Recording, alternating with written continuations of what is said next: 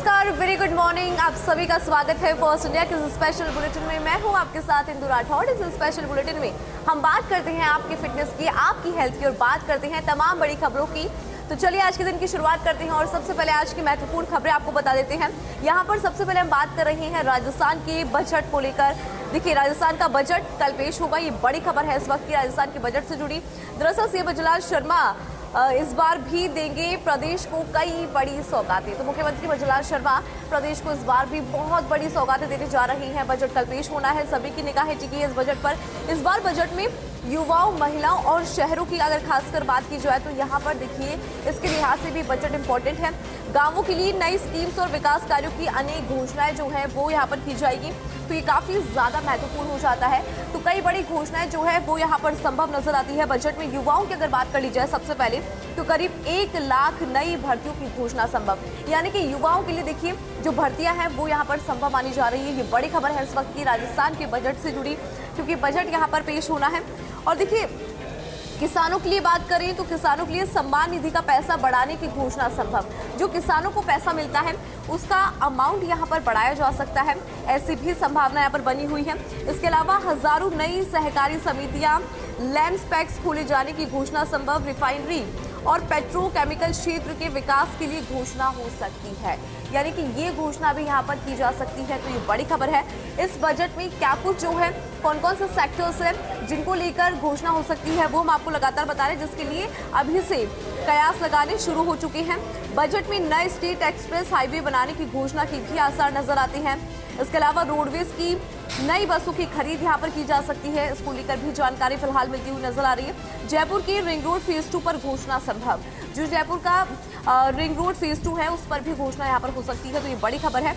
जर्जर भवन में चल रहे स्कूल्स के नए भवन बनाने के लिए अलग से प्रावधान की संभावना, तो यानी कि यहाँ पर जो नए प्रावधान है वो किए जा सकते हैं, ऐसी भी संभावना है। जर्जर भवन में जो स्कूल्स चल रही हैं उनके लिए जो नया भवन है, जो नए कैंपस होते हैं उसको डेवलप करने की लगातार बात की जाती है और वो यहाँ पर जो है होती हुई दिखाई भी देगी। अब बात यहाँ पर एसआईआर को लेकर कर लेते हैं। एसआईआर को लेकर एक महत्वपूर्ण जानकारी और बड़ी खबर मिल रही है। एसआईआर को लेकर आज महत्वपूर्ण बैठक होगी, तो आज एक अहम बैठक होने जा रही है। एसआईआर को लेकर ये पूरी बैठक होनी है। सचिवालय में सीईओ नवीन महाजन आज महत्वपूर्ण बैठक लेंगे, तो ये काफी ज्यादा महत्वपूर्ण होने वाला है।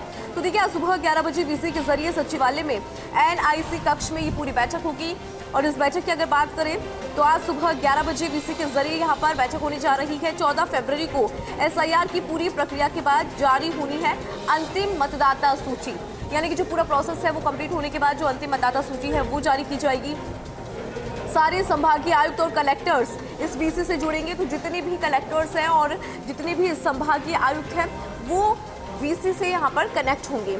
मतदाता सूची की शुद्धता संबंधित आदेश यहाँ पर दिए जाएंगे और निर्देश जो है वो यहाँ पर दिए जाएंगे। तो ये महत्वपूर्ण जानकारी है एसआईआर को लेकर, यानी कि महत्वपूर्ण बैठक होगी। अब आगे बढ़ेंगे, एक और बड़ी खबर आपको बता देते हैं। राजस्थान कांग्रेस से जुड़ी ये बड़ी खबर मिल रही है। राजस्थान कांग्रेस के जिला अध्यक्षों की ट्रेनिंग, तो राजस्थान कांग्रेस के तमाम जो जिला अध्यक्ष उनके लिए ट्रेनिंग की बात सामने आ रही है। आज दिल्ली में होगी जिला अध्यक्षों की ट्रेनिंग, काफी ज्यादा महत्वपूर्ण पूरी ट्रेनिंग होने जा रही है। सुबह 11 बजे इंदिरा भवन में ट्रेनिंग प्रोग्राम जो है वो यहाँ पर शुरू होगा, यानी कि आज सुबह 11 बजे का जो टाइम है दैट इज वेरी इंपॉर्टेंट, क्योंकि इस टाइम पे इंदिरा भवन में ट्रेनिंग प्रोग्राम शुरू होगा। राहुल गांधी जिला अध्यक्षों को टिप्स देंगे, यानी कि खुद राहुल गांधी जिला अध्यक्षों से कम्युनिकेट करेंगे, उनको टिप्स यहां पर दिए जाएंगे। और कांग्रेस अध्यक्ष मल्लिकार्जुन खड़गे और केसी वेणुगोपाल भी यहां पर मौजूद रहेंगे। राजस्थान प्रभारी सुखजिंदर सिंह रंधावा, पीसीसी चीफ गोविंद सिंह डोटासरा सहित नेता प्रतिपक्ष टीकाराम जूली भी मौजूद रहेंगे। तो यानी कि राजस्थान कांग्रेस के जिला अध्यक्षों की ट्रेनिंग आज यहाँ पर और सुबह 11 बजे इंदिरा भवन में ट्रेनिंग प्रोग्राम शुरू होगा। अब आगे बढ़ेंगे, जानकारी आपको इससे जुड़ी दे देते हैं कि किस तरह से राजस्थान कांग्रेस के जिला अध्यक्षों की ट्रेनिंग, और इसको विस्तार से समझेंगे। मेरे साथ में मेरे सहयोगी दिनेश डांगी जुड़ गए हैं। दिनेश, देखिए, इस पूरी खबर की अगर बात करें, ये जो ट्रेनिंग प्रोग्राम यहाँ पर होने जा रहा है राजस्थान के लिहाज से कितना ज्यादा महत्वपूर्ण, कैसे देख रहे हैं आप इस पूरे ट्रेनिंग प्रोग्राम को? देखिए, संगठन सृजन अभियान राजस्थान में कंप्लीट हो चुका है। उसके तहत तमाम जो 50 जिलाध्यक्ष है उनका चयन हो चुका है।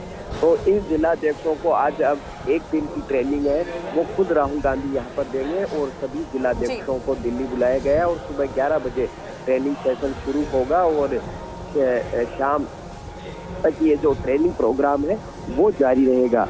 तो राहुल गांधी खुद उनको ये टिप्स देंगे कि किस तरह आपको है जो डिसीजन लेने, बूथ मैनेजमेंट, संगठन संचालन, लोगों से किस तरह बातचीत करनी है और वरिष्ठ नेताओं से कैसे तालमेल करना है, इससे संबंधित वो अपना एक मॉडल यहाँ पर देंगे। और इसके अलावा इसके अंदर अध्यक्ष खड़गे और वेणुगोपाल भी मौजूद रहेंगे। साथ ही राजस्थान प्रभारी रंधावा, टीकाराम जूली और गोविंद सिंह डोटासरा भी मौजूद रहेंगे। यह एक दिन की ट्रेनिंग होने के बाद 10 दिन की अलग से विशेष ट्रेनिंग है, वो इन जिलाध्यक्षों की यहाँ पर होगी, जिसमें कई सेशन यहाँ पर आयोजित होंगे। ट्रेनिंग का मेन मकसद है कि जिस दौर से कांग्रेस पार्टी गुजर रही है, लगातार चुनाव यहाँ पर हार रही है, तो ऐसे में पार्टी नेता, कार्यकर्ता और जो पदाधिकारी है उनमें वैचारिक प्रतिबद्धता है, वो किस तरह काम करें, यानी कांग्रेस पार्टी की जो रीति नीति है और इतिहास है, इन तमाम की ताकत पर किस तरह बीजेपी से मुकाबला करे, ये ट्रेनिंग के अंदर जो राहुल गांधी है वो उनको टिप्स यहाँ पर देंगे। एक उनमें जॉब करने की कोशिश में ऊर्जा का संचार है, वो यहाँ पर राहुल गांधी अपने संबोधन के जरिए देंगे। उनमें ये विश्वास जगाएंगे कि मैंने आपको जिलाध्यक्ष बनाया, मैं आपके पीछे खड़ा हूँ, आप धरातल पर काम करिए, कांग्रेस पार्टी के लिए काम करिए। तो ये इस तरह आज तमाम जो तो ट्रेनिंग के सेशन के दौरान है वो आज का शेड्यूल रहेगा। इसके अलावा 7 अन्य राज्यों के जिलाध्यक्ष हैं, उनको भी यहाँ पर ट्रेनिंग यहाँ पर दी जाएगी और देर रात तक सेशन यहाँ पर जारी रह सकता है। और उसके बाद मैंने बताया 10 दिन की अलग से ट्रेनिंग होगी। बिल्कुल दिनेश, काफी ज्यादा महत्वपूर्ण ये पूरी ट्रेनिंग जो है वो हो जाती है। दिनेश, बहुत शुक्रिया, जानकारी आपने यहाँ पर साझा करी है इस पूरी ट्रेनिंग को लेकर कि किस तरह से जो पूरी ट्रेनिंग प्रोग्राम है वो आयोजित होने जा रहा है और राजस्थान के लिहाज से भी काफी ज्यादा महत्वपूर्ण। सुनार की दुकान पर चाकूबाजी की घटना हुई है, ये इस वक्त की बड़ी खबर है। देखिए, नागौर की मेटा सिटी से ये महत्वपूर्ण जानकारी है। सुनार की दुकान पर चाकूबाजी की घटना की बात सामने आ रही है। एक की मौत इसमें हो गई और 2 लोग यहाँ पर घायल बताए गए हैं। सूचना पर पुलिस मौके पर पहुंची है। नन्हा बाजार के पास ब्रह्मपुरी की घटना है और आपको बता दें कि सूचना मिलते ही पुलिस भी मौके पर पहुंच गई है। नागौर की मेटा सिटी का पूरा मामला, जहां पर सुनार की दुकान पर चाकूबाजी की घटना की बात सामने आ रही है। इस घटना में देखिए एक व्यक्ति की मौत की बात सामने आई, साथ ही 2 लोग इसमें घायल हो गए हैं। घायलों को फिलहाल उपचार के लिए हॉस्पिटल भिजवा दिया गया है, उपचार जारी है और पुलिस भी मौके पर पहुंच गई जैसे ही जानकारी यहाँ पर मिली और फिलहाल पुलिस इस पूरे मामले में जांच कर रही है। तो जांच यहाँ पर इस मामले में जारी है कि किस तरह से यहाँ पर सुनार की दुकान जिस पर चाकूबाजी की घटना जो है वो देखने को मिली है और इसमें एक व्यक्ति की मौत की बात सामने आ रही है, साथ ही 2 लोग यहाँ पर घायल बताए गए हैं। सूचना पर पुलिस मौके पर आई। नन्हा बाजार के पास ब्रह्मपुरी की ये पूरी घटना हमने आपको बताई कि किस तरह से यहाँ पर ये पूरा घटनाक्रम जो है उसको अंजाम दिया गया है। अब देखिए, ये खबरें हमने आपको बताई कि क्या कहती है ये तमाम बड़ी खबरें। आज के दिन की जो तमाम बड़ी खबरें हैं वो हमने आपको बताई, लेकिन मेरे पास में अभी है फर्स्ट इंडिया ग्रुप द्वारा पब्लिश 2 बड़े newspaper. First India English newspaper, daily English newspaper है। इसकी खबरें हम अब आपको बता देते हैं कि इसकी तमाम बड़ी खबरें क्या कहती हैं। Seychelles at the heart of Modi's Mahasagar vision. India and Seychelles have entered a new strategic phase as Prime Minister Narendra Modi with Seychelles President Patrick Harvanine formally integrated the island nation into Vision Mahasagar, calling Seychelles an indispensable maritime partner. Modi highlighted centuries old civilization ties and shared future in Indian Ocean region। यानी कि यहाँ पर देखिए जो बातचीत हुई है वो काफ़ी ज़्यादा महत्वपूर्ण हुई है और साथ ही प्रधानमंत्री नरेंद्र मोदी ने यहाँ पर जो पुराना ओल्ड सिविलाइजेशन है उसको हाईलाइट किया है, उसका भी जिक्र यहाँ पर उन्होंने किया और जानकारी आपको यहाँ पर दी। मिलियन इकोनॉमिक पैकेज और multiple MOUs will drive cooperation in blue economy, defense, digital finance, skill training and governance। यानी कि जो कुछ MOU है वो भी यहाँ पर हुए हैं, जिसमें स्किल ट्रेनिंग की बात करें, गुड गवर्नेंस की बात यहाँ पर करें, दोनों देशों के बीच की जब हम बात करते हैं, इंटरनेशनल रिलेशंस की बात करते हैं, उस पर मजबूती कैसे मिले उस पर भी यहाँ पर काम होगा। और इसके अलावा India will train Seychelles civil servants while expanding fintech and local currency trade. यानी कि लोकल करेंसी ट्रेड का जो मुद्दा है वो भी यहाँ पर सामने आया।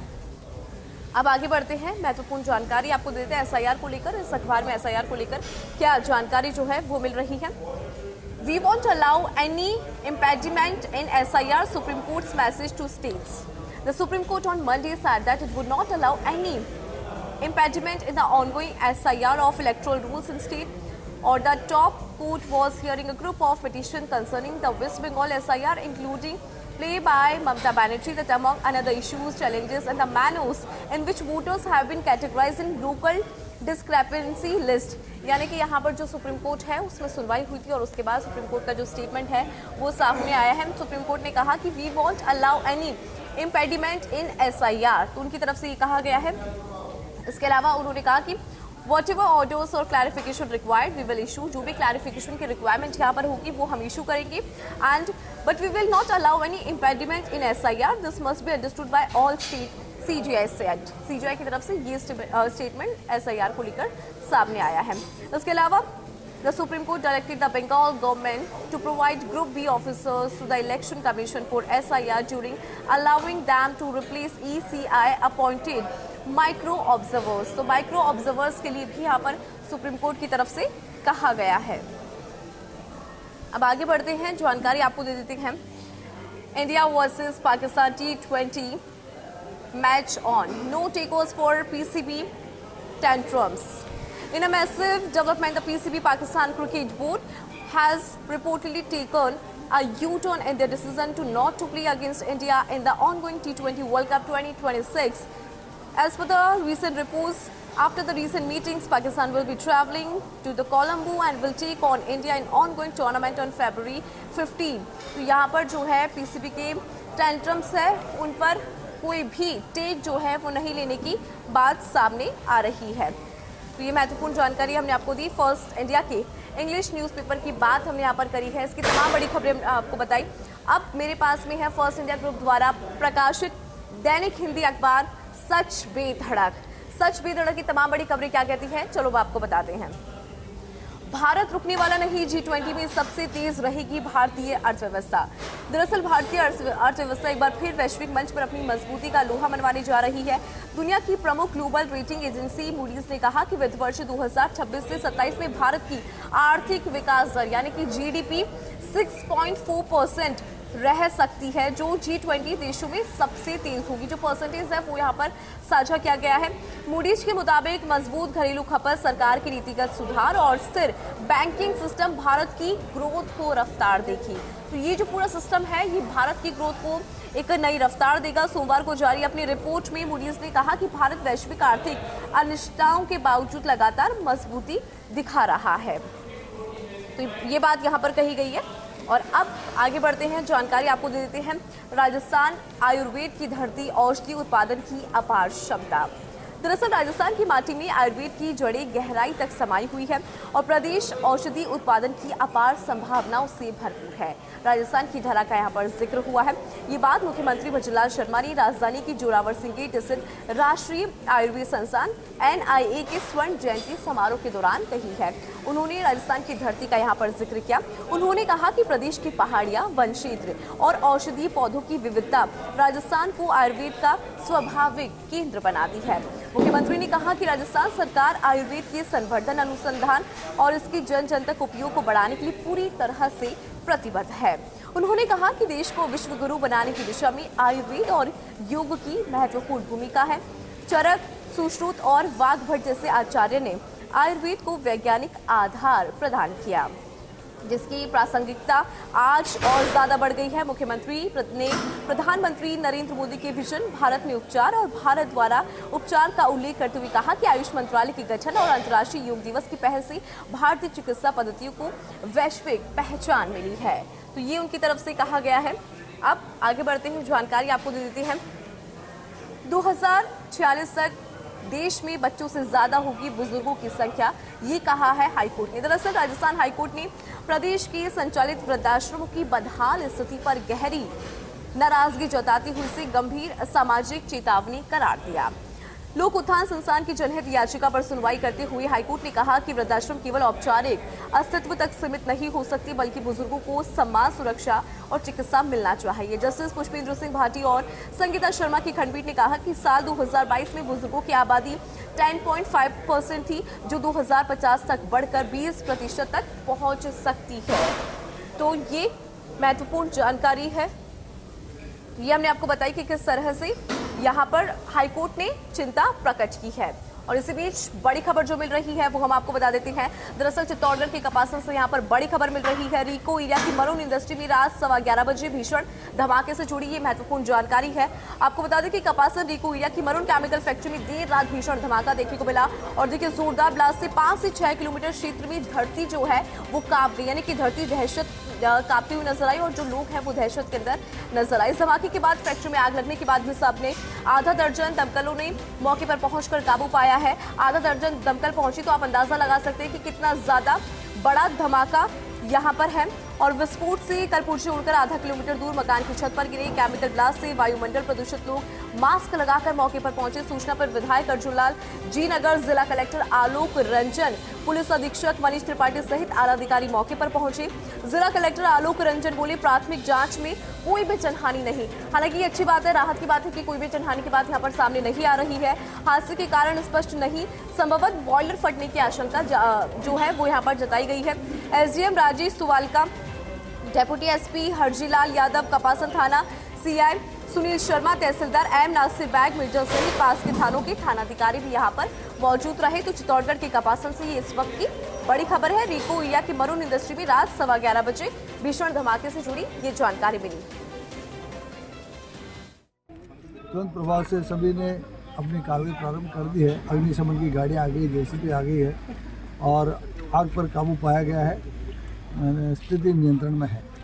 अचानक ये हादसा क्यों हुआ ये अभी आग बुझने के बाद ही जांच के बाद पता चलेगा। ये आग किस प्रकार से लगी है, किन कारणों से लगी है और इसमें काफ़ी लंबे समय से कलर का काम चल रहा है। कपासन में जो रिको इंडस्ट्रियल एरिया है, इसमें एक इंडस्ट्री है, केमिकल के कुछ इंटरमीडिएटरी चीज़ें बनाती है। उसमें सूचना मिली थी। सबसे पहले मेरे को एमएलए साहब पे फ़ोन आया था कि यहाँ कुछ इंसिडेंट हुआ है, कुछ ब्लास्ट सुना गया है। सुनते ही यहाँ पर एमएलए साहब भी पहुँच गए, मैं और एसपी साहब, हमारी पूरी टीम, फायर ब्रिगेड सब पहुँच गई। त्वरित रूप से आग को बुझा लिया गया है और जो फैक्ट्री के ओनर है उनसे बात करके वेरिफिकेशन करके ये चेक किया गया है कोई हताहत नहीं हुआ है।